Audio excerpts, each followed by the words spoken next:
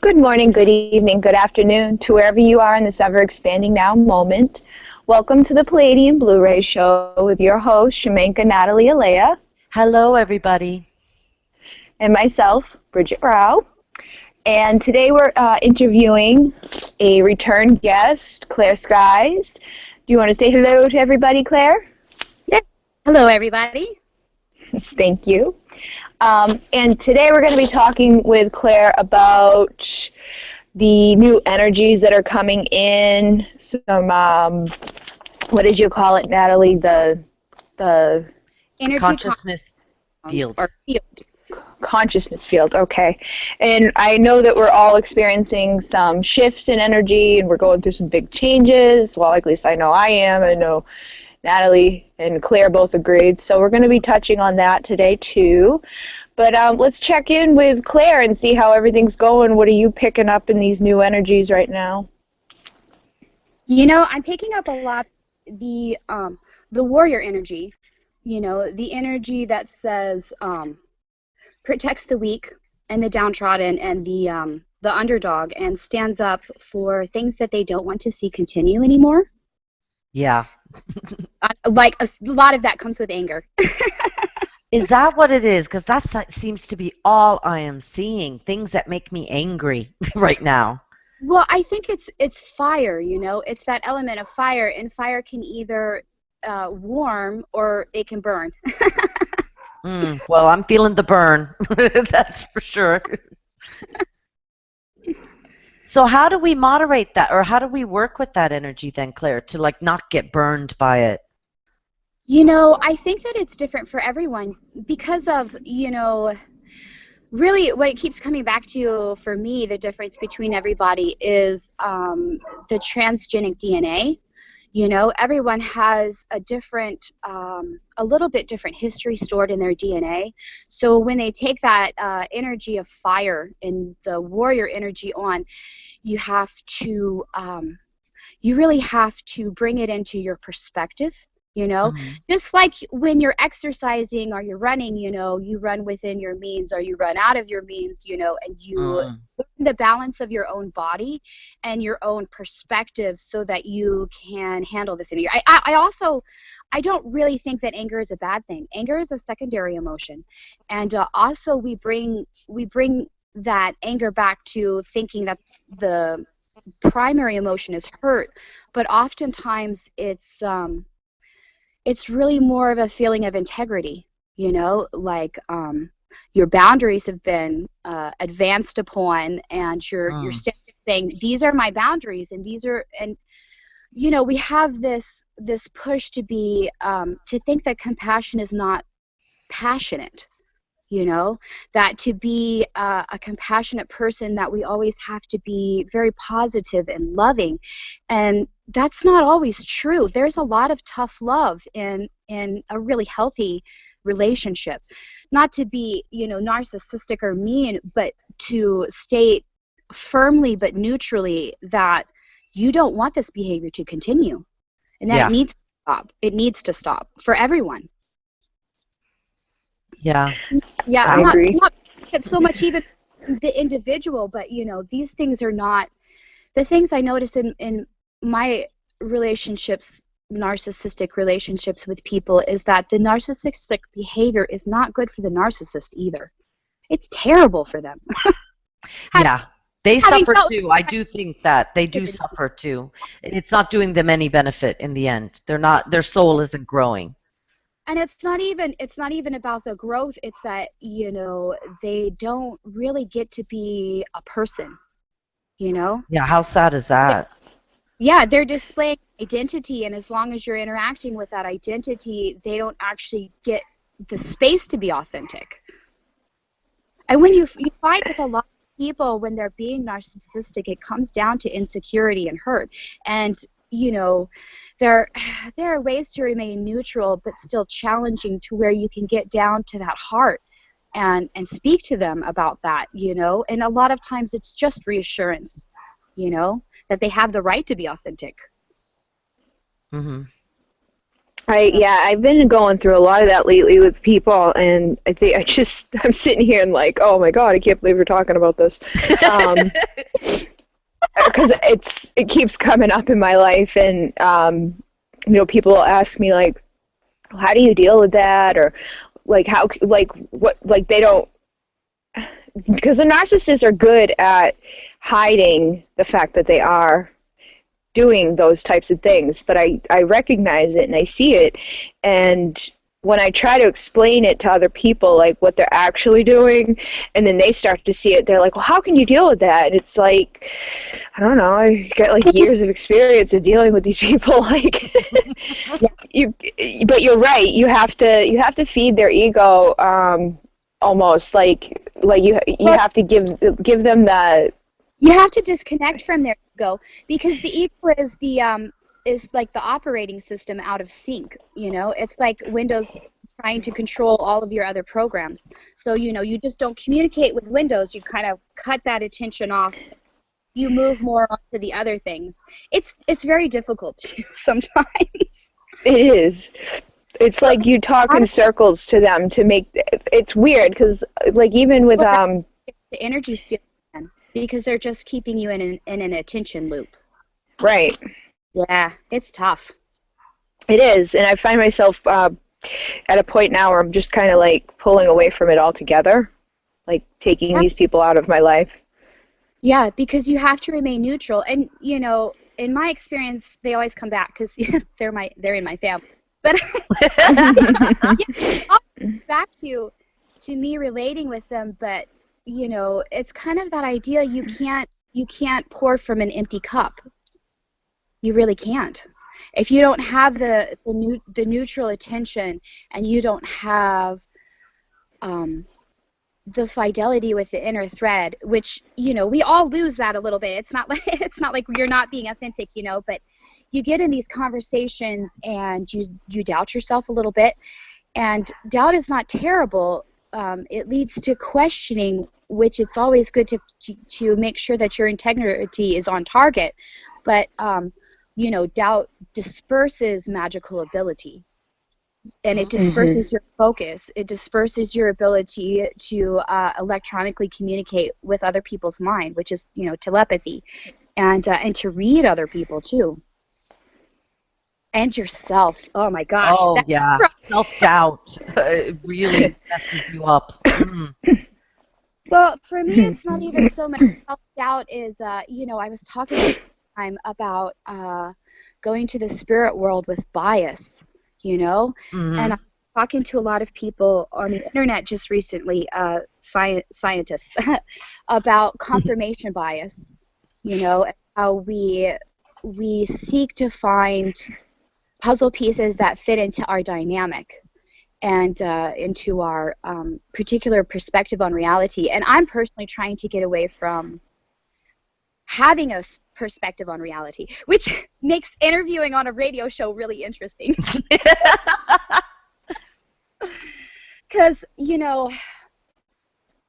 there's so much information out there, and my guides have been talking to me a lot about how you put yourself in the frame of mind that you want, and then you let go of the bias. You don't expect anything because you've already put your identity and your beingness in the position of I lost my train of thought. No, I think I understood where you were going. It's like you think so if you want to be neutral, let's say with the narcissist, you put yourself that I am neutral and I'm holding my boundaries with this person. Well, yeah, there's something that I read actually in this psychic defense book, and it talks about how you are always at the center of your circle, and whichever way you draw, you can always circle back to the center of your beingness. And so I think it's more about being centered in your perspective of yourself, and then the world mirrors to you what you need to see, and just being really fluid in that self, that it's like when your perspective changes, you can change with it instead of having to protect it or fight with someone about it. You're laughing, Bridget. Oh, no, I didn't laugh. Oh, was it? Oh, okay. Sorry. No, I think she giggled. Okay, sorry. It sounded like I was going to Because say that sound like something. Yeah, go on. I look at all I look around on the internet, and I see all of these clues, and then, right before the radio show, I'm like, what do these things all mean? And then, we get on the air, and they all start to fit together, and that just amuses me to no end. Yeah, it is. It's funny. I like the whole thing about centering the self. Yet centering yourself in a new center is what it sounds like. That it's like when the Yeah, change goes, you just yeah, center yourself in a new center. yeah. It can't be a new center because when your perspective changes, your whole center moves with you. It's like Mm-hmm. the idea of the Merkaba being a vehicle. Yeah. Your Merkaba that you exist in. Being a vehicle, your center never actually changes. Your Merkaba is just moving through the universes, the multiverse. Yeah, I like Moving through that. the multiverse in a smooth way, and you don't get caught up in between dimensions, or caught up in perceiving a reality that you don't want to be in, because you smoothly transfer to your next perspective. These words are so inaccurate. I want to ask you something. How do you see your biases, or how do you get rid of them? Because we must have so many biases. For me, it's all emotional. When I start to get hung up on feelings, and I can't move fluidly between them, and see myself as a mortal awareness, and all of these things I'm being are just identities, that I can smoothly move through. When I can't do that anymore, that's when I know that I'm stuck in bias. Okay, because I'm really stuck Yeah. in bias right now. Not about bias, but that learn about bias is being biased and then looking at it. Yeah, I have to look at and like the anger, the warrior. It's like I'm deep into that bias. But Is that a bias or is that an archetype? it is a bias. I don't think it is a bias. I think that we're led to perceive it as that, and when it's dysfunctional, it is a bias. But it is an archetype, and it's Okay. a very grounded archetype. But because we're such an imperialistic and warring people right now, the energy of the frantic warrior and the berserker, though the berserker is technically very focused, but Yeah. it's that chaos cut loose from grounding, because a grounded warrior wants to protect, and an ungrounded warrior wants to destroy. That's a good point. Yeah. Yeah. But yeah, it's very interesting energy, and it is hard because it's almost like our biases are what bring us information. I talk to aliens a lot usually. Lately, it's been a little bit difficult. December is always an interesting month because it's my birthday and Christmas, and so it's a lot. It's very introspective for me, but I talk to them a lot, and I have these galactic and Terran memories that are really unpleasant. So I have these feelings on one side of guilt, and then on the other side of fear. I'm afraid to talk to the Anakai or some of the beings from Orion because of this past.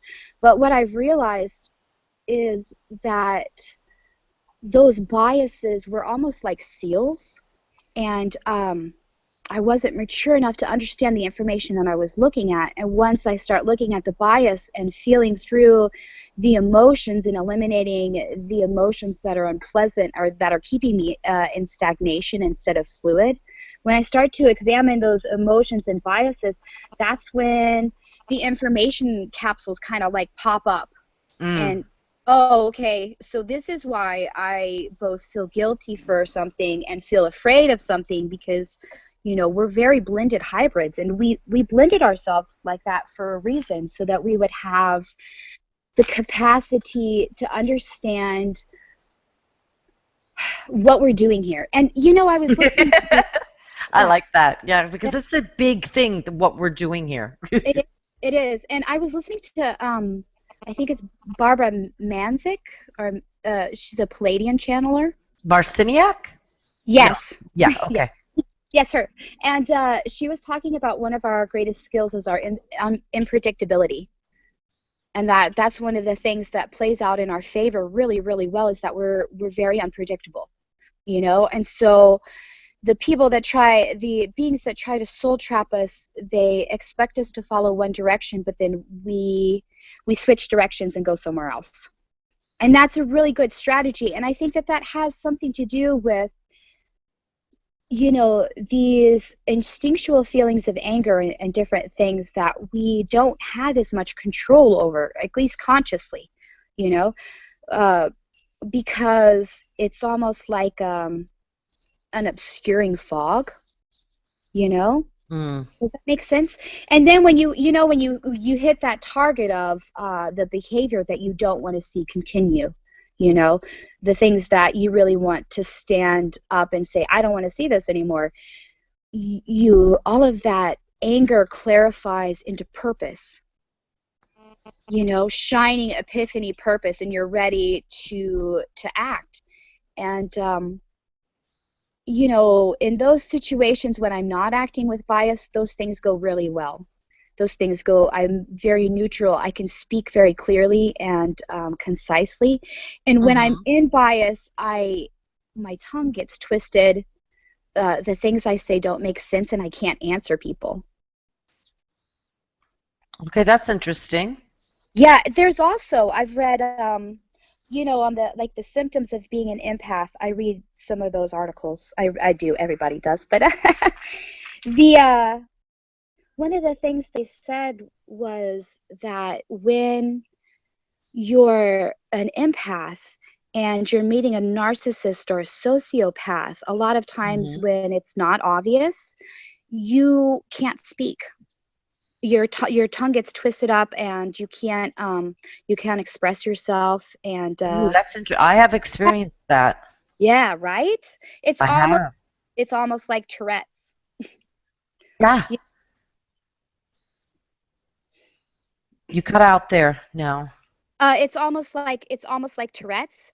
Like you can't control that behavior, and that's because the electrical field is so heterogeneous to what you're feeling that the communication is lost, and you can't even communicate with them. And it is a little bit of a protection routine. Yeah. We're just having, sorry, Claire, we're just having some technical difficulties.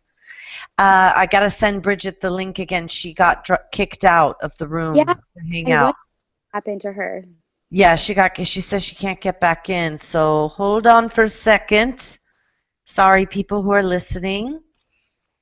That's okay. I'm going to see if I can maybe channel something for a second. Yeah. It's been a little bit.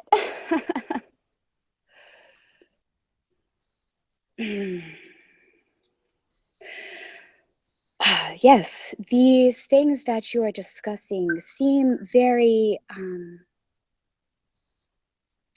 like they are not connected points of data, but they are actually one issue. This issue has to do so much with your fidelity with your inner thread, that centering that you've been talking about. It's hard to discuss these things because each centering and each thread is so individual to each one of you, and each one is so important to the human organism as a whole. So you discuss these things and you get confused and you feel like you are wandering around in the long grass. But what you are doing is you are providing information to others. You are providing information by the words you say, but also by the energies of the emotions that you are feeling. the colors that you are experiencing, these things flow from you as information, not just the words. Is anyone there? Are you hearing me? Here. I'm here. That was Okay. beautiful. Sorry, I was when you channel, I tend to go with you, I think, or something. I just Yeah, go away. yeah. I didn't know if anyone can hear me, and my dogs are driving me a little bit crazy right now, so I'm gonna put them in their cage. Come And we on. got Bridget back. Welcome back, Bridget. My nana's going out. I got a new dog. A new dog came to me. Quite ready for everything. Uh, are we back? Yep, yep. And Bridget's We are back. We are back. That really.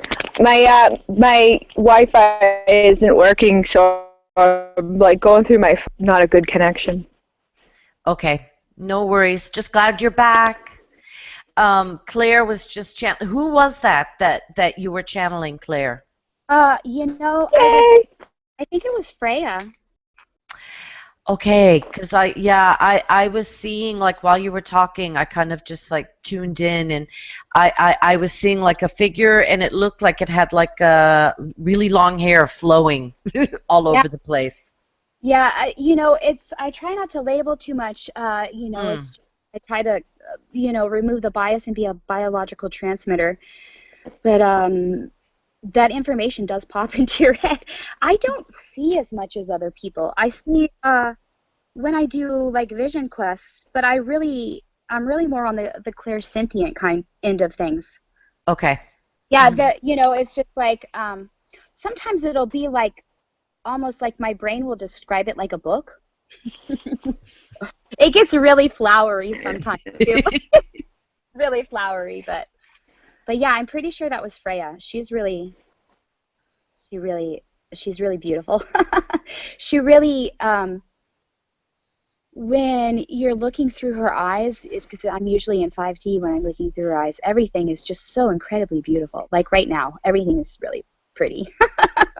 That's lovely. So you're clairsentient, but when you channel, you go up into 5D, and you can look through. Let's say you see through her eyes. Well, I'm just looking at my backyard, but it's the 5D backyard. Oh, nice. Yeah. Yeah. How are you spending more time in 5D since Well, 2012? that's kind of hard for me because oh man, it's so confusing. When you're talking about dimensions, when most people say 5D, they're actually talking about a really small slice. And like what the general term for 5D, what people feel like 5D, it's actually a whole bunch of dimensions. So, how do I say this? Multi-dimensional? Yeah, it is multi-dimensional, but like for me being in 3D and being in 5D, I've kind of had the ability to be in 3D and 5D my whole life. But when I would go into 5D before, I just thought I was crazy. So I thought it had to do with the unique way my brain sees things, and that it was just kind of dysfunction, and that I was a little bit hallucinating. And I'm just getting around to the idea that I'm actually that they're just two dimensions that are right next to each other. So for me, being in 5D is a lot more. I would say being in. I would put it to like brainwaves, being more in like the gamma brainwave, which is a really high frequency. A lot of people experience it when they're in danger and they have to protect their lives, so they get you get what's the word? Adrenaline? Yeah, that's the physical aspect of it, but it's like you have ultra focus, your eyes can see better. Your eyes like it's almost like I would say they dilate a little bit because you are accepting more light into your eyes, so that's part of why you can see better. And then the colors change for me. It'll be like the colors will all be brighter, and things will be clearer, and I can hear better. And I sense the informational system of things better. Like specifically bird song is incredible when I'm in that 5D state, because there's so much almost scientific information in their bird song, because they're talking about the airflows, and they're communicating about the state of the atmosphere and the things that they see, and like the energies. And birds are different because they just don't see the same things that we do. So a lot of times they bring me information about energy fields, like you know, if a couple streets over people are fighting, or someone is really angry in my area, and like there's a miasma. They'll tell me about also, like, you know how when a storm blows in, you can feel the energy changing. So it's like energy storms. They'll tell me about those a lot too. I mean, not even specifically me, they're just talking about it. Yeah, and you just you tune in. I do agree with you that I didn't realize it was 5D, but I've had those periods where I can see better, and I know what you mean. I can see information better. I didn't actually realize that was kind of like when I was more in 5D or a higher vibration. Yeah, because I think it's almost like, you know, we're grounding the 5D here, and like when you talk about are you spending more time in the 5D, I think what you're actually asking is how much of the time are you grounding the 5D? Yeah. You know, because it's like you can pop into it, but you can pop it out if you are grounded, and I don't know. Like we're like grounding rods for the 5D. I think I understand what you mean. We're bringing it in through our bodies and grounding it here. Yeah, I think somebody wants to say something about this. Okay. Yes, in the same way that you channel when you're doing art or cooking or enjoying yourself, you're literally being a biological transmitter for the 5D. You're bringing that vibration into the center of your being and radiating it out from there. Thank you for that. Thank you, Freya. Yeah, I can feel that. That's beautiful. So we radiate it out from our center. Makes sense. Solar plexus. Yeah, or yes, for me, yeah, the solar plexus. I have a tendency, I think, to feel things very heart-centered, but Okay. I don't. That's so true. I'm feeling it out now. I'm lost in my chakras. I know. Well, I felt it when she said radiating out. Where I went was my solar plexus, but that could be me. Yeah, but I was channeling, I was feeling it in my heart, and then when you said solar plexus, I felt it down there. But the image that I saw was almost like a triangulation beam from the solar plexus and the heart and the third eye. Oh, cool. Yeah, Yeah. that's very Quero. Yeah, yeah. That's what is amazing to me, is how much of the things that were just my natural order ended up being an actual tradition. I know. Bridget, I think, is the same. It's like you guys must have been Quero in past lives or something, I swear, with the connection to the monarchy. Yeah, there's a lot of yeah, I can feel part of myself that slept in a tree for a while.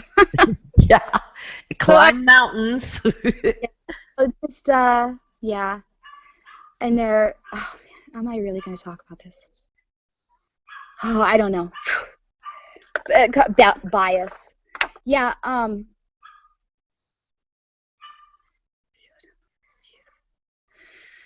Oh my goodness. Do we really want to talk about this? If it wants to come through, bring it through. There was something that I read very recently, like last night on the internet, and it was talking about connections between the Sumerian Empire, the Assyrians, Mesopotamia, and the Native Americans. And I grew up in Idaho, right next to the Nez Perce Reservation.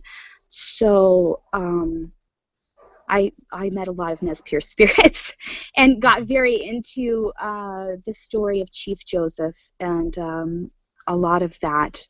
One of my personal guides, I just connected to him. Nice.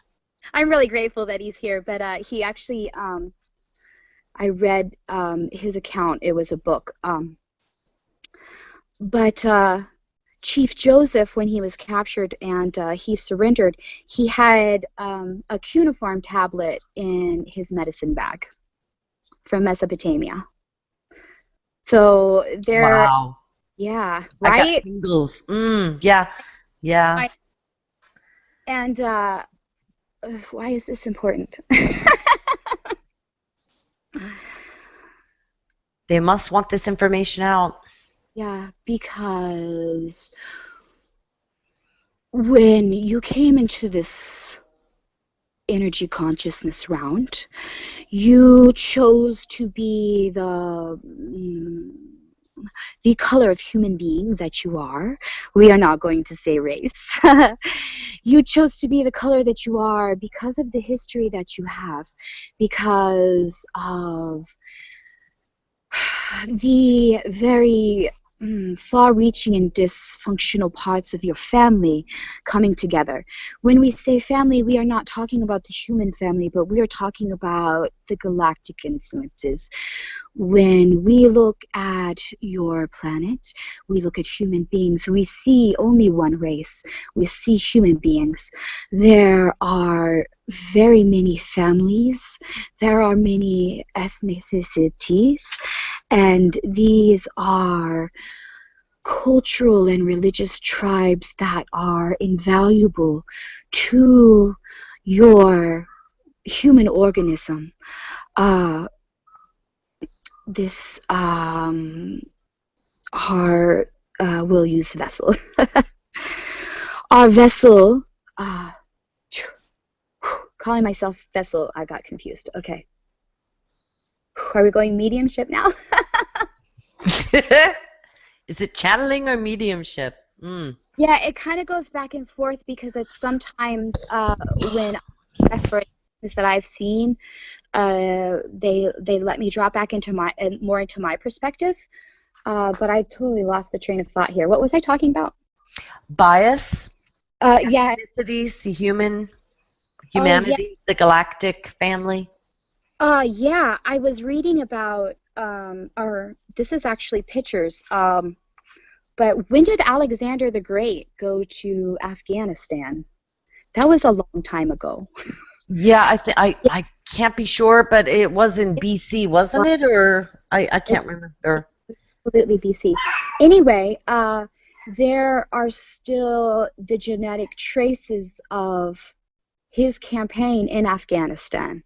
And so, personally for me, like I look at this, I guess it would be, the issue is assimilation, but it's more of integration.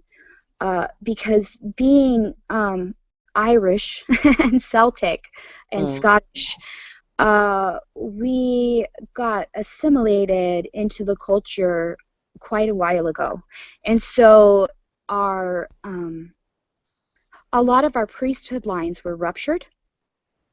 And I felt a while ago, years ago, that the loss of that and that those things couldn't be recovered. But what I'm finding in my life is that those things never left us, and that they live inside of us, and that we are the ones we're looking for. So there's a lot of fear that in seeing humanity as an organism, we'll lose our sovereignty and we'll lose our unique and special family traits, which are what I'm not exactly sure which aliens were talking just now, but that's how they see race. Is they see race and ethnicity as like a family thing, you know, and when families come together and get married, it's a joyful time. Right. Yeah, I don't know why we wandered into all this, but they wanted No, it to I happen. think it's good. I think it's good because it is a bias. I mean, I love your way of like working with yeah, you use some words that I really connect with. Being fluid. You use that a lot. I really like that. Because I think like our energy does need to be fluid, and we should allow ourselves to, move in and out of channeling and picking up psychic stuff. And now it's mom or friend or, Oh yeah. whatever. I really like that. And that whole thing of bias, I think I'd love to work on that myself more. I Yeah. wasn't that much aware of the bias stuff until you brought it up, but I'm really resonating with it. But it's such an incredible place to gain understanding about yourself and about the world around you, because it's all about your perception of things and the mirroring of your perception of things. So Yeah. it's amazing, and it's obviously something that they're very eager to talk about, because we were talking to Freya, and then we were definitely talking to aliens. Yep. I thought it was interesting with the Orion. I feel an Orion connection. I know that I've been like you said, all over the place. Ah. I feel Andromedan, Ursa Major, Orion. I know there's some other places. Syrian is one that I know. I've been to Sirius. Serious. Yes, seriously, yes. Starseed humor. Plus, yeah, the whole when I had that shamanic awakening, they were pushing, find Sirius. That was definitely a starseed joke, but I did not get it at the time. Yeah, it's funny. Now we lost Bridget again. People that she said she messaged me on Facebook. It's kicking her out, like whatever, her Wi-Fi is causing problems. So I guess when it detaches, but hopefully she'll be back in again. But if not, we'll carry on because she's having Wi-Fi problems. Yeah, so But what I wanted to ask you too was, yeah, so basically just to help others who maybe want to look at biases, when you clear them, what you're saying is that you're more in line with your neutral. well, and I think that the neutrality is more of an intention, and inside you're really not neutral. Like you can be neutral about the things, but you actually have a very strong stance on things when you go down to it. You just hey, don't bang those magic candles on anything, honey, or don't hit the dogs with the magic candles. Sorry. I thought you were watching TV. It's because I have the iPad. She really wants to play it. And the neutrality you were saying, neutrality is more of intention.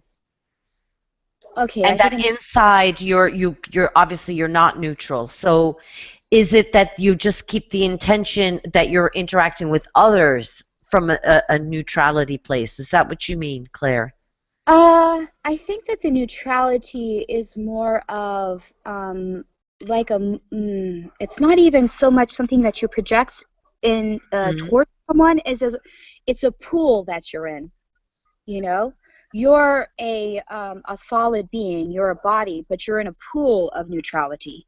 And just like water conducts energy in a certain way, being in that water of neutrality keeps, to a certain extent, the negativity from affecting you, but it's actually more like the hooks. Like we were talking about narcissists and dealing with narcissists.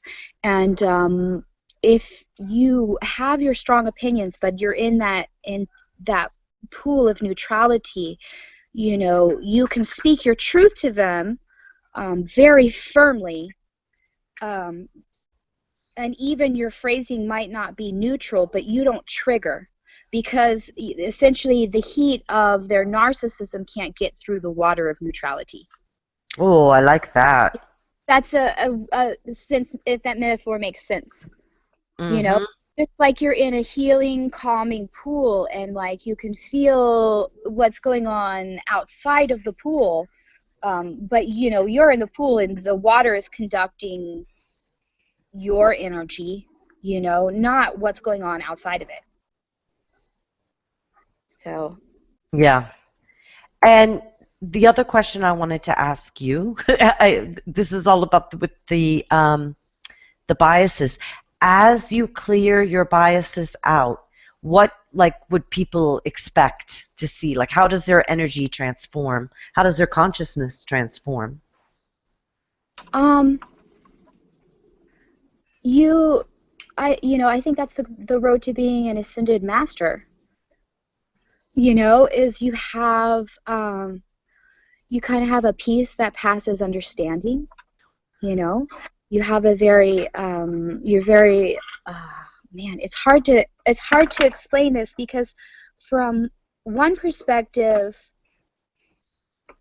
from the ego perspective, there's two perspectives. There's the perspective that's the beta brainwave perspective, and then there's the higher brainwave perspectives, which are alpha and theta and delta and gamma.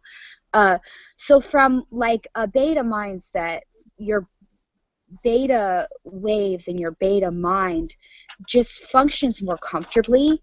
It functions more in line with your higher self, and it doesn't feel that frantic, uncomfortable energy that it does when it's trying to control.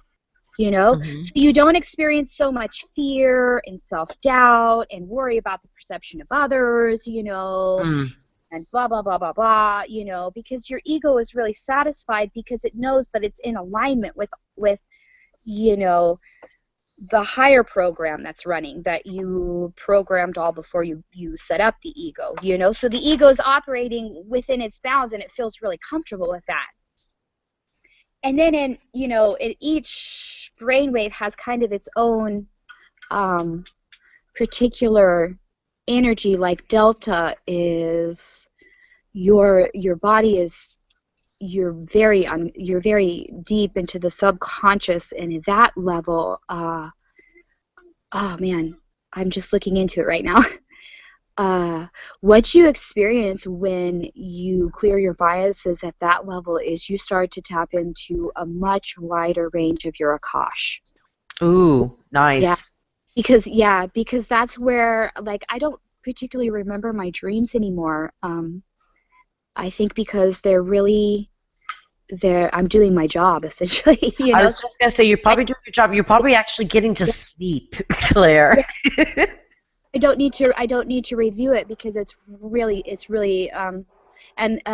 going well, and I think that has to do a lot with and it's not even so much that you're removing your bias, as that you're just examining all the biases, because once you realize bias, you disassociate with it from it. You disassociate from it. It's not your bias anymore. You know, you realize it never was your bias. You know, it's simply the rules of the program are, you know, the edge of the path. You know, like there's you know, and you realize that, you know, the railing on the edge of the path really isn't your railing. You know, And you don't have to hold it. You can walk without it. Yeah. Hey, you need to go inside, little one. Little distractor. I have too many little distractors. Are you going to go? Hey, new dog, come on. New dog with no name, come on. Come on. No, you can't go in there. There you go. I got one of my distractions in a cage. The other one is still running free in the yard. But Little doggies. Yeah, her. Bridget's got 4 little wieners, too. Yeah, it was really odd. I felt like I felt this intuition that the universe might be sending me a familiar in the form of a cat. Mm. Another dog showed up. Hey, I have someone here has a question. Is bias the same as shadow side? She's not understanding what you're talking about with bias. So maybe Yeah, explain bias. I can totally go into this. The difference between bias and shadow work. Okay, bias is part of shadow work because bias is more of just seeing too far to one side or too far to the other side. It's kind of like when you start looking into biases, biases are like, let's say, coins. And your, let's say your shadow side would be like, man, now the metaphor falls apart. Like Well, shadow side would be like the person that you're buying things from, you know, because for your shadow self, shadow work is not about getting rid of your shadow, but creating synergy between the side of you that is suppressed. It's kind of, these words are very inaccurate. When you first start getting into shadow work, you're dealing with your suppressed shadow self.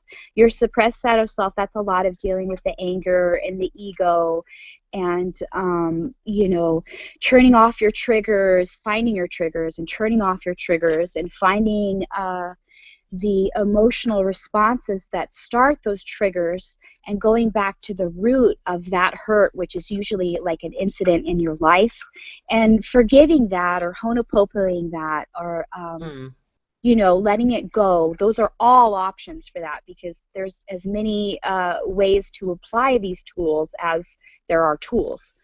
And so that's when you first start doing shadow work, and that's what I call root work because, you know, you trigger, you pay attention to your biases, you travel down this energetic thread to the root of where you picked up this bias or prejudice, and you deal with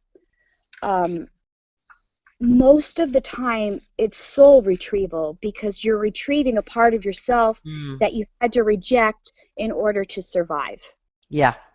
Okay, Yeah, so you're totally going agree. through all of this, yeah, you're going through all of this shadow and darkness and all of this stuff to reach this shining part of yourself that you left behind. And then you bring that part to you and into yourself, and a lot of times you need to nurture that part and nurture yourself by being gentle with yourself. And like if it's an inner child, you know, you find those joy, you find those things that make you feel joy. If it's your, you know, your inner warrior part, you find ways to take a stand that aren't violent, you know, that are compassionate. Hello. Hello, little starseed. She said hi and then ran away. Well, and another question is, when you work on your okay, you finish that. Sorry. Okay, well, maybe this question is more important. Ask me the question. Well, when you work on your shadow side, are you also working on your biases then? Are they like steps in your shadow work, the biases? Yeah, that's one way to describe them. And the other thing about shadow work is that once you start doing that soul retrieval and getting that piece of you back, it's really about creating synergy between what you see and what you don't see, because you cannot play with anything on the table. It makes too much noise. Because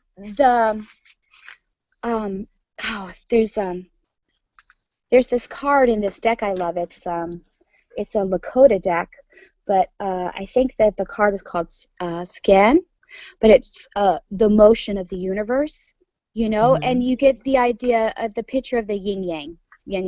Yeah, that's it. Same exact thing. I forgot about the yin yang. Oh my goodness. Anyway, so when that whole symbol is about, you know, you creating a synergetic relationship that creates healthy, abundant energy for you between the bright side of yourself, which you can see and explore, and then that more the side that you can't see, which is not really the ego and not really evil, but like that delta brainwave, where you don't exist. You are a library of existences. You know what I mean? Mm-hmm. It's Your very deep. Yeah, your beta mind cannot capture that. Your beta mind cannot see all of that. So all of that is your shadow side. So when you're doing shadow work, you're going through a lot of shadow, but the point is to get to that place where that darkness is actually filled with colors, essentially, or seeing into the rainbow void, because you see this all as blackness, but there's information there. It's just not information that you can see as a whole or in a linear fashion. It's just something that's so different from being incarnated in a physical body that it just kind of stays like the dark side of the moon. And so real shadow work comes down to creating synergy between, your light half and your dark half. So there's so much in shadow work. But yeah, one way to look at just the way that we're describing the word bias right now is they are the steps that lead you into doing the shadow work and dealing with your shadow side. I like that. Yeah. And that's why they're neutral, and they're not really your biases.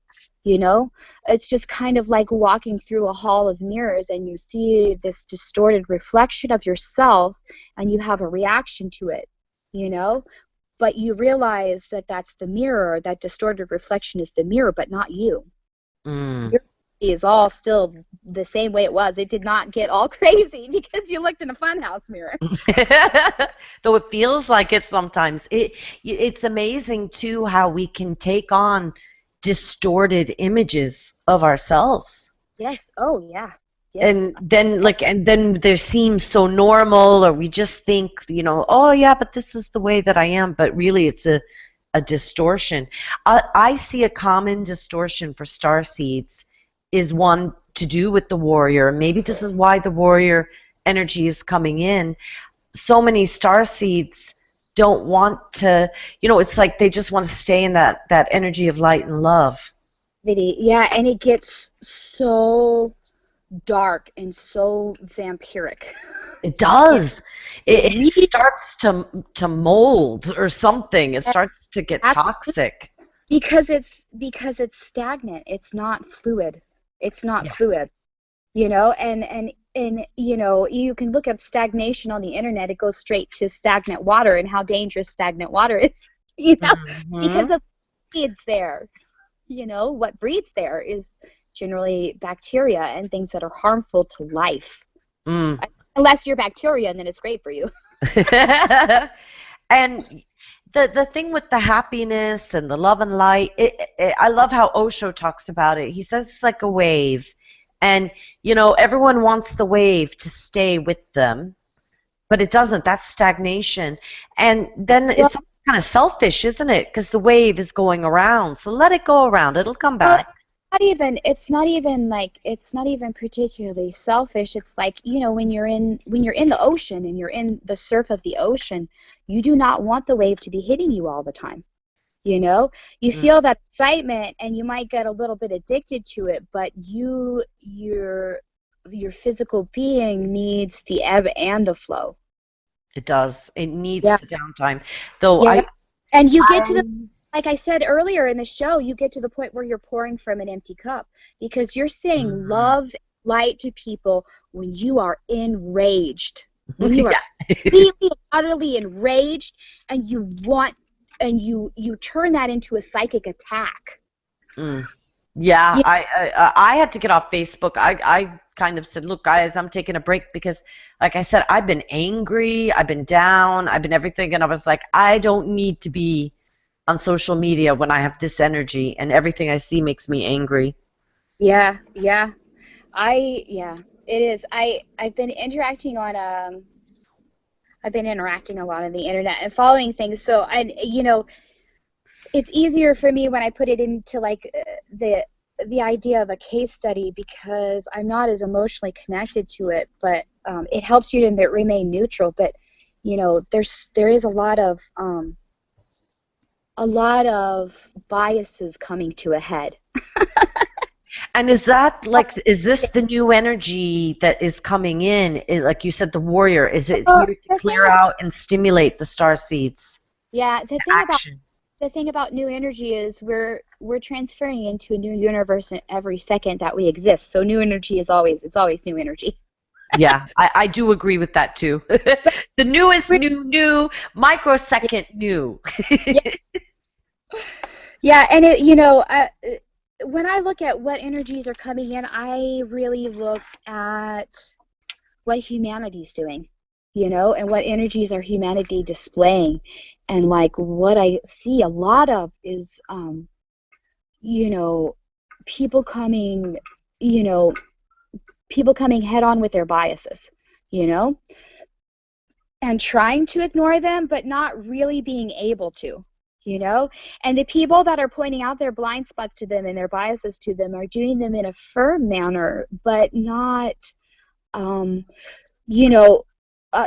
empaths and starseeds can get really upset when we're challenged, and when our perspective is just because it's kind of challenging our inner selves. But what I see a lot of is people not letting that challenge their inner selves, and just saying, I see what I see, and you can't hide what's in your eyes. Because I've been looking at a lot of readings lately. But yeah, there is a lot of that energy, and Facebook is, Facebook is soul trapping. We can say it's a lot of things, but it is soul trapping. We spend so much time scrolling and scrolling and scrolling and scrolling, and taking in information. Well, yeah, and that's why I do it. I get up and I scroll and scroll and scroll because sometimes it's like pulling tarot cards. Mm-hmm. You see exactly where, because there's these friends that I watch, that I love their thoughts and their perspectives, and you can see when they're struggling, and they're honest about it very often, and you see those waves where people are dealing with all the things we deal with, but we do deal with them in waves because we're very connected. Yeah.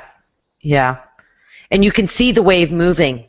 Like you said, you can see the wave moving. Well, I'm in my angry phase. My warrior is getting her weapons ready to make her stand. Sharpening the axe. Yes, I was seeing an axe in my hand. Berserker. Woo. Yeah, but the thing, I said soul trapping, and that fills some people with fear. But the thing to remember about soul trapping is that just about everything's soul trapping now. But it seems like it takes our attention. Is that what you mean by soul trapping? That it takes our attention, or is it hooking in? Soul trapping is something that's specifically geared to catch your attention, hold you into attention, and like steal your attention. Like the iPad games where it's like you can pet the dragon and get coins, but then you have to check back in an hour and a half to pet the dragon again and get more coins. Yeah.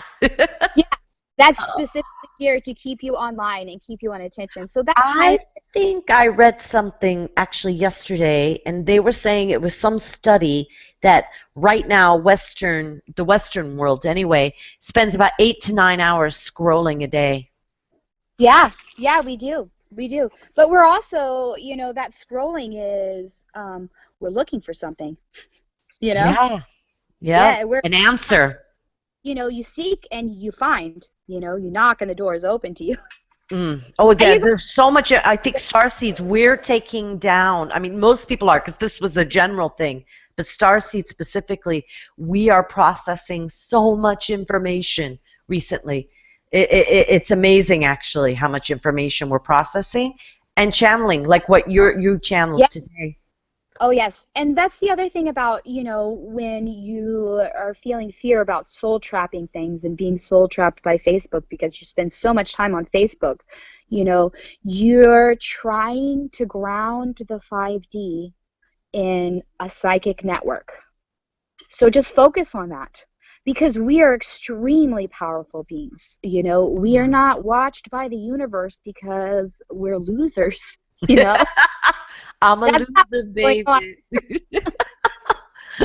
We're powerful and we're unpredictable, so it's like watching a really great sporting event, like something that, is really edgy and you're on the edge of your seat and you don't know how it's going to end, but it's going to be great because all the signs of, because these guys are badasses, and we came here to be badasses. So don't worry about soul trapping, Good. Radiate your light and ground and radiate who you are, and that stuff, it can't even get you. And even if it does get you, it's you exploring your biases so you can In your shadow. Yeah, exactly.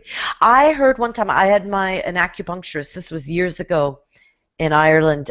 She told me that a lot of even, what you call it, ghost or those kind of things that would happen around people, electrical disturbances, a lot of it, she said, was people's shadows.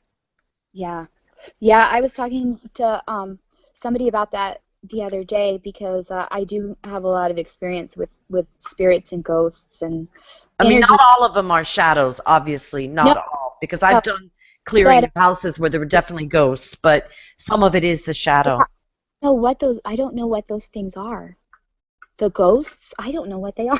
I don't know what they are because every time I ask my intuition, are they lost souls? That my intuition says your soul really can't be lost. Mm. You know, I wonder if it's there other are, people's soul parts, like, yeah, but they're just well, we're well, seeing them. yeah. There's also like imprints, like on battlefields. There's imprints. Yeah. You clear those, and like you said, I've cleared houses, and I don't really believe in ghosts, but missing persons come to me. And they want to pass over, and I don't understand this at all. Yeah, I know it's quite complex, and it It depends is. too on like in the Buddhist kind of philosophy, they say the soul moves on Yeah, after like it's whatever like 40 days, but then they also have the hungry ghosts, which is yeah. around. So I don't know, is that like I don't get it either. And then you have soul sharing where, because we are soul soup, that's the soup of God, and like, you have relatives who die who come back to be a part of your energy field, and they're not like haunting you, they are as much you as a past life is you. Mm. Very confusing stuff. It Very. is because a lot of times too, I didn't know that, Claire. Thank you for that. But when I've done readings, that makes kind of sense because I have done readings where I was like, well, that energy isn't a past life, but it's ancestral, and I didn't totally understand it, but I think I do now. Yeah, yeah, or you might not understand it, but you feel it. Yeah, 'Cause I you can feel, oh, well, that's an ancestor. I don't know how, I don't know why, but that's an ancestor. like, yeah, that's some kind of,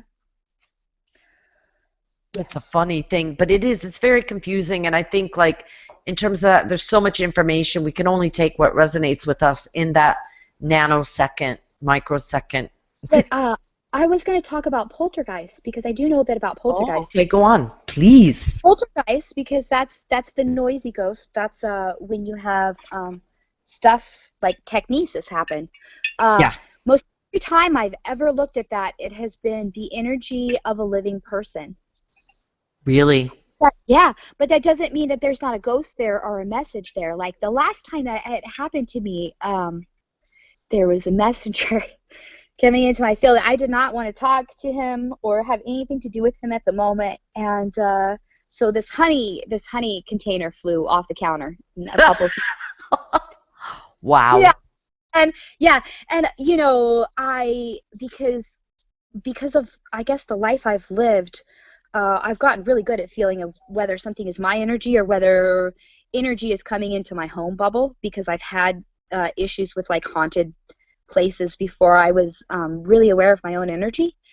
And so I felt into that energy immediately and was like, is this something in my house? And like when a messenger comes in, it's not so much something coming into your house, it is a phone call, but it's like they're ringing, but like it's almost like they send you an unmanned drone. Right. We're going to shove this honeypot here. Yeah, this totally just made the connection in my mind. When you look up and you see those stars that do the flashes of red and blue and green, and they bounce around, they jiggle around. They don't really jiggle around for me so much, but every time I've felt those out, they were like portals or like unmanned drones, but there was a consciousness behind it, but it was almost like you had to connect to it, and then it connected you to the consciousness, like it was a link.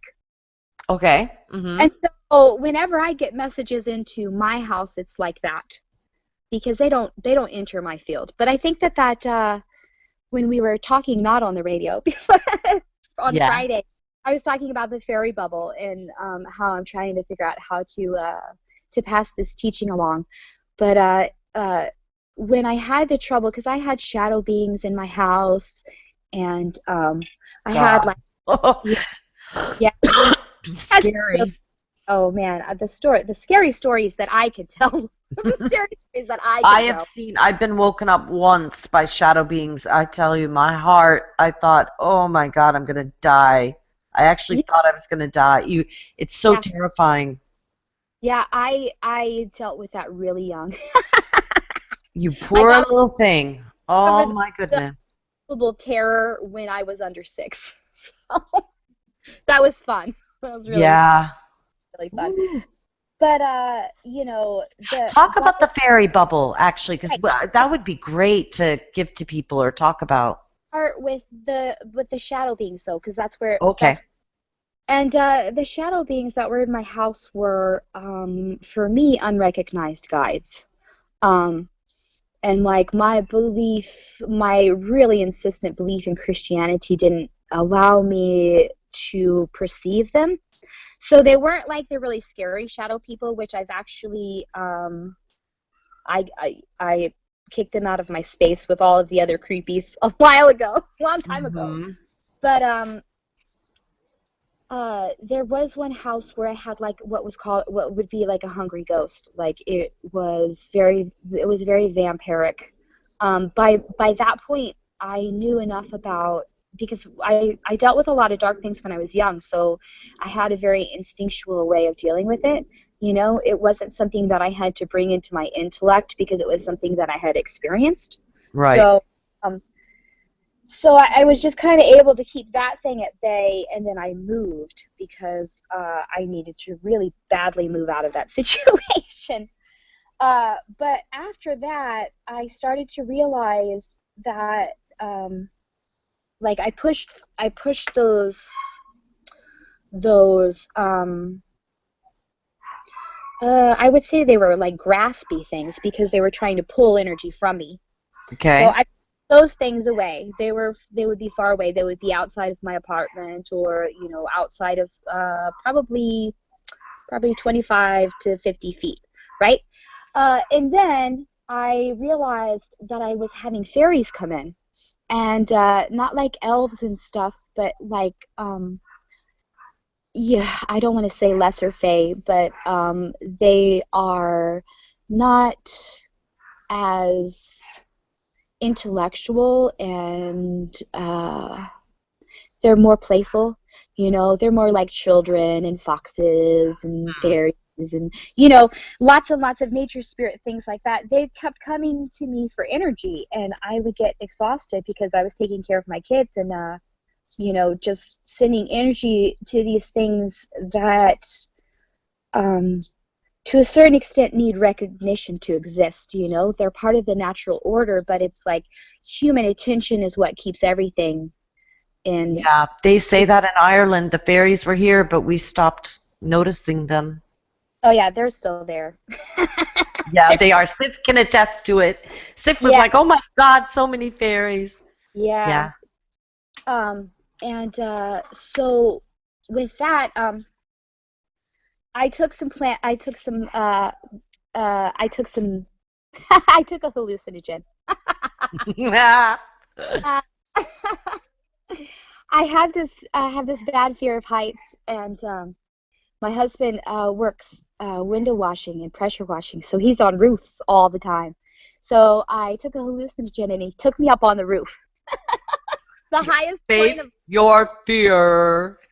Yeah, and I was so exhilarated, but I realized being so in a different frame of mind, that so much of my fear had to do with being psychic and realizing how much of gravity is our attention. Mm-hmm. That's what keeps us here. What keeps us here? Yep. What keeps us here, pretty much our attention is what, Yeah. it's what creates gravity, because gravity doesn't make a lot of sense. So, part of my fear of heights was that I would just float off into the universe. So But yeah, and probably a part of you is, and you yeah, also can feel that. yeah, but I was worried I was going to float right out of my body. But I had that experience. I wasn't so much afraid because I could control my emotions, but I turned it to exhilaration, and I was laying on the roof because I was a little afraid, and the whole sky was just this giant bowl, you know? And so it was an amazing experience. And then we got off the roof and, went and did other things, had our journey. And a couple months later, I knew that I needed to do this shamanic journey, which ended up being the shamanic awakening I had in December of 2013. And I did some research on the internet because, I mean, what else are you going to do? Yeah. I mean, you live in. It's a library. I think it's so full of knowledge. You Yeah. don't, you don't live by the res anymore.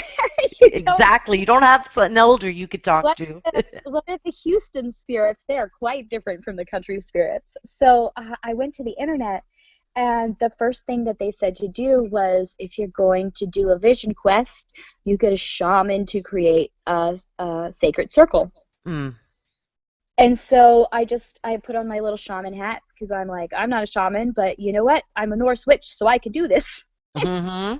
So I just went to it and walked the circle of my property a lot, and spun the Merkaba, which is a downward-facing tetrahedron and an upward-facing tetrahedron.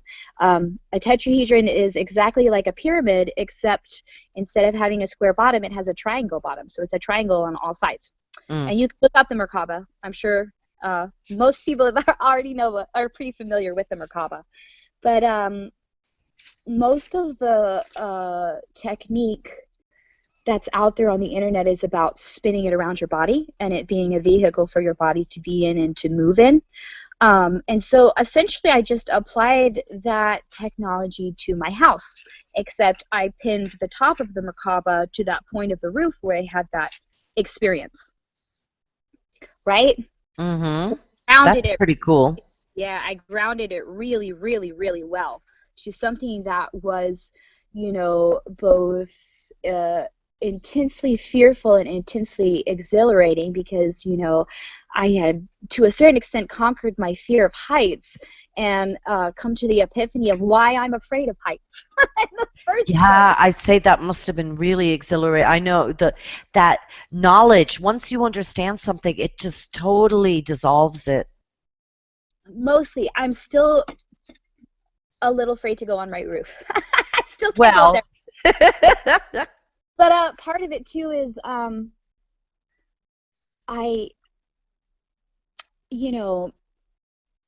part of being in denial about my gifts made it this odd kind of bump when I switch between just being like a 3D reality and then like listening to the psychic network. So a lot of times my balance isn't as steady. So that's part of the reason why I don't want to go on the roof. But I have issues with my inner ear, so I used yeah, to not mind heights at all, but once I got like a flu a couple of years ago, and it was in my inner ear, and I had vertigo for 6 weeks. yeah, And ever since then, no, no, no. yeah, and that's part of. I told you that I was vaccine injured. That's Mhm. that's the area it attacked was my inner ear. So I had tubes in, and so I always had that vertigo problem, and that's actually part of what because it like changed my brain. It messed with my brain, and so I Insane in the membrane. yeah, and so I was able like I just never like I think what it did was it kind of like opened the door to that 5D perception and made it where I couldn't ever completely close it because there were many times that I wanted to, and I don't know if that experience is common among everybody or I think it is pretty common, but I know that mine is linked to the way my mind and it was important for me. It was an important experience for me to have. Like I needed to mess with my brain for it to evolve. Yeah. Back to the fairy bubble. So I created this sacred circle for the purpose of a ritual, which you would generally do a circle opening and then a closing at the end of the ritual. But I had also I had went to a class and talked to a lady that's local here, and where does she live? She closer to dang it. It's Port Arthur, and every time I think about Port Arthur, I connect to Janis Joplin. So Yeah. yeah. Anyway, whew. She had talked about this technique because for me, as an empath, if I shield, it seems to draw more attention to me than just radiating. Mhm. The way that she was describing this was she was like, instead of, and this, I didn't quite understand this then, and it was probably her technique that helped me understand it. But she said, instead of creating a shield, create a filter. And she does Metatronic frequencies, so she's really into colors. And Mhm. so, she's like, I don't know what color to use on this side and this side, but use violet for the middle one. And then she's like, and put some color on the outside that is more porous, and then something on the inside that's a finer screen. So Okay. Mhm. levels of porousness screens getting finer and finer the closer you get to yourself, and she created them with color and vibration. And she actually told me something else that might pertain to the Lion Triple Infinity Rite. Uh, Ooh. when Bridget was talking about they make the figure eight on your Mhm. chakras, she was telling me that we have those figure eights in our chakras, and that because I was struggling with something, and she's like, what, you're struggling with this because the spin ratio of those figure eights is not right.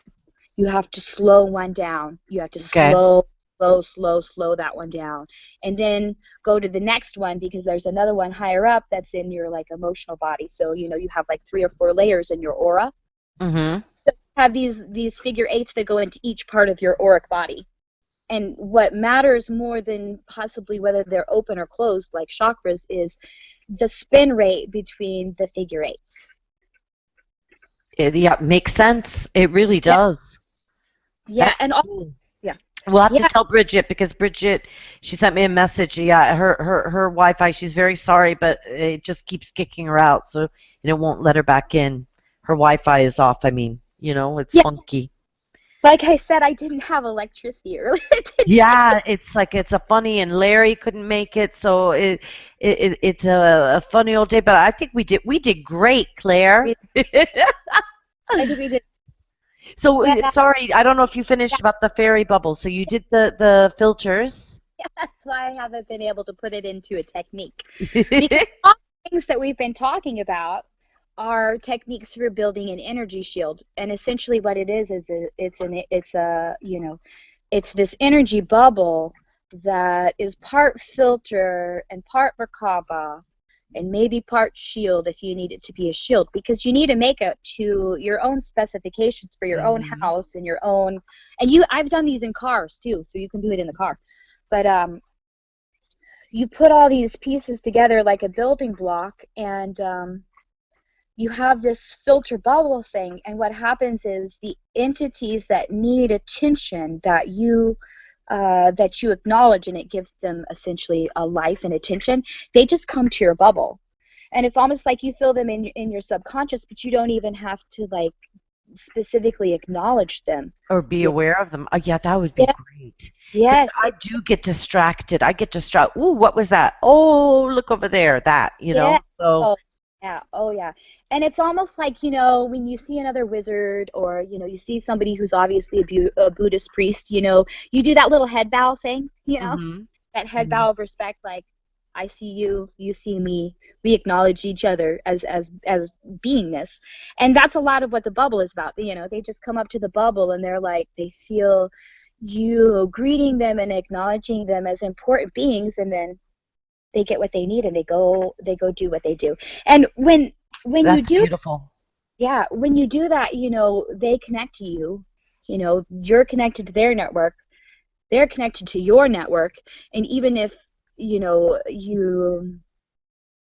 you have a good energy balance, because the other thing I do with this Merkaba is I pin it to the Earth's energy. And I run a Taurus. That's the other part, the Taurus field. I grab that Earth energy and link it to the Earth energy and use that to fuel the Taurus. And I mean, most of the time you would ask Mother Earth. She loves to do that stuff. Yeah, I don't think she'd have any problem. Yeah. Like, she's there and she's got abundant, in that terms, abundant energy to help us. I mean, whatever, when she helps us, we're helping her. Oh yeah, absolutely. That's what I was going to say, because it's essentially it's the same energetic magnosphere that she runs, because she runs a Taurus field, except the sun knocks part of it off, so we have like a tail kind of. But her energetic Taurus is a little bit more isn't really affected by the sun like that. But she creates that Taurus naturally. So if you do it and ask her for help, you're actually helping her by reproducing it. And it's just like it's like adding another processor to your computer, or adding another CPU to the net. It increases your ability to communicate and to network by whatever percent you can manage. But it's high. I wanted to ask you, Claire, just to sort of wrap this up. So this energy consciousness that you feel, you mentioned that we talked about the warrior and the anger. Do you see that like coming in stronger for the whole year? Do you see other archetypes or energies coming in this year? There's so much open in this year. Okay, like, good. Looking forward to the year, there's so much open. Like, I like to listen to Chiron a lot, and I was listening to what was her name? Barbara Marciniak. Barbara Marciniak. I take everything with a grain of salt, because I listened to a lot of that channeling, but a lot of it it wasn't quite what I needed to hear time-wise, because we all pay attention to different clocks too, to different energy consciousness rounds. But the best way to find out to divine the energies of the year is to do it yourself. And to just look for those little clues, ask that question and look out there and do it repeatedly. Because what happens is, you feel this warrior energy coming in, and what's your first question about the warrior energy? Well, what do I do with it, and how do I turn it into something that's a powerhouse for good? Exactly. And so whatever energy is coming to you, you're transmuting it and quantum repurposing it, so you can't expect it to remain the same. All right, so I get what you're saying. Yeah, so you were sensing the warrior energy. It doesn't mean everyone is, but whatever energy is coming in, you repurpose it. Well, yeah, and it's not even that you repurpose it, it's that, that is its purpose. But we need to we're more repurposing ourselves, because we've just, like, we look at this warrior energy as something that's like controlling us, and something that's negative, and that's something that we have to put to good use, but its natural state is neutral. Its state is to become a parent and immediately be put to use, whether your use for it is good or bad. We just kind of been trained to go the bad way. Yeah. And so it's more, is that a bias to go the bad way? Could be, I guess. well, it's more like, to me, it's more like boot camp, Get in there, yeah. Do it. Yeah, you set up an obstacle course for yourself, and that obstacle course, but you're going to run that obstacle course till you get it down the way you want it, until your mind and body and the triangulation of your third eye and your heart and your solar plexus, until those things are aligned and ready to work together in the moment. You're going to keep running that obstacle course, because that's what you're training for. You know what I mean? So, like, what, once you get fluid, you're pretty good. You're in pretty good shape. So. Yeah, that's the key. I love that word. Keep fluid, everybody. If you want the message from this talk, keep fluid. Yeah. And there are a lot of energies coming in, and it's like a lot of the energies, it depends on how you want to handle it, depends on what dimension of, oh man, there's so many dimensions, it's hard to say. Dimension, we need a new word. Yeah. But when you, like, it's just like a video game, you get more points for maintaining more integrity with your inner fidelity, or more fidelity with your inner integrity. That thread inside you, that's always that light thread that's always vibrating and saying, this is what you chose to be in this lifetime. This is what you chose to be. This is your mission here. That it's the siren's call of your soul's purpose and your higher self. That's always vibrating. And when you have when we talk about these things, we get caught up in the perception of others, but really what's more important is your own perception of yourself. Because when I say you have high fidelity with your inner integrity, the only person's whose opinion matters is yours. You decide what level of integrity you had with that vibration, whether you are vibrating right along with your soul's purpose and your higher self, or whether you were being disingenuous with yourself. Yeah. So that's the stuff you look for, because when you're being disingenuous with yourself, you're not being authentic, you're literally not creating the space for yourself to be a person, to be that light and that radiation of energy and light. Yeah, it's really sad, I think, when people I've done it myself, not been authentic, and it is sad, and it's hard to see other people doing it too. Well, and it's it's something that you kind of do all the time, because it's like you're living in an illusion, so you have to be something that can exist within the matrix, So like, but like when, like, how do I say this? When you're smiling at someone, you really know how genuine that smile is. Yeah. They can tell from the subtle clues, but you really know how genuine that smile is. And it's like, it's a lot of it has to do with that. Where am I going with this? About fidelity or being integral, authentic, and it's like I'm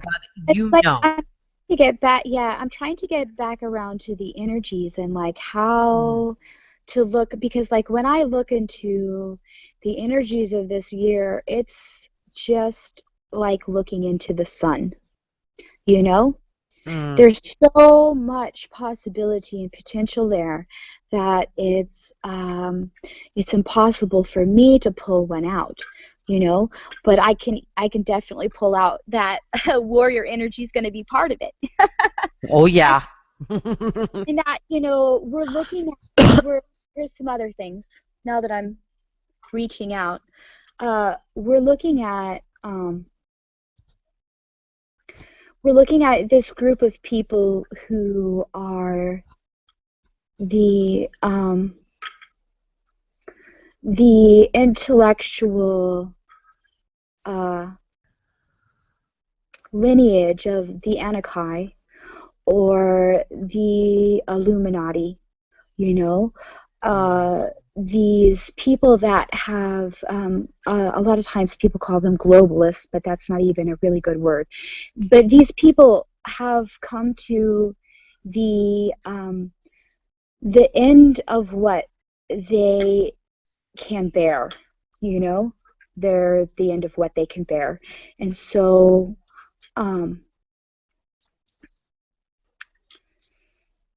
the best thing to do, and this is hard advice for me myself, is to create spheres of compassion and understanding and send it to them. Because it's like, you know, they are they can't continue. They can't continue in the vibration. And so for them to get back to more fluidity, whether that fluidity is going to be them dying and getting a new body, or, you know, or them radically changing their worldview, you know, to a completely different reality. They're still facing a form of death or shamanic death, you know. And to help them move to that place of fluidity, we need to be psychopomps, you know. We needed to be able to be like, you know, mourn the passing of something that we wanted to see end, but also feel the solemnness of the occasion, you know, and the compassion for, it's hard, it's more like solemnness, you know. Yeah. It's more like That, you know, it's the end of their journey now. yeah, it That is is solemn, even if it was a negative energy. It's the end of their journey. yeah, we're gonna have to wrap up. yeah, let me Sorry. say, to hold the energy of rage and anger at them actually keeps the energy going. So that's important. Oh, It's okay. important to be solemn, because, you know, when you go to someone's funeral, you don't think about how angry you are at them and how you're going to get back at them, because it's not the time for that. That attaches you to something that's passed on. Yeah. Yeah. You know, that stirs up a lot of emotional angst and anguish for you as a person, you know. Like, we've trained ourselves at funerals to go and to let that go, whether that has to be, you know, like a New Orleans party, which is the way I like, or, you know, whether it's a really solemn affair, you know, like, it's the respect of letting that go is respect for yourself, you know. Yeah. Respecting yourself enough to let that go and be done with it, not to gloss it over or to forget about it or to let it happen again, or, you know, none of that stuff. But it's like that solemn moment where the horns blow and we send them. We say goodbye. And with that, we are going to end this. Thank you so much, Claire. Can you tell people before we go how they can contact you if they want to contact you? Yeah, I still have my Facebook is about it. It's my legal name is Whitney Claire Johnston. That's WHITNEYCLAIREJOHNSTON. And that's pretty much the only way to get me right now. I will be setting up a YouTube channel and Great. page or something, but But that's the way to get in touch with me now. And I'm not on there very much, but please, if you feel free to give me a personal message, but please do get to the point. Yes. Love All you right. guys. Thank you, Claire. And I'll just say, Bridget, she was on earlier, Bridget Rao. You can contact her at becreativellyu.com and Facebook and groups, and I'll put links up on the show at the end. And Larry Locken, his website is larrylocken.wix.com/Pleiadian Express Pro, and I'll put links up for that. And you can find me at Alaya Healing Services and Starseed Shaman. Okay, thanks everybody. Good night. Good night.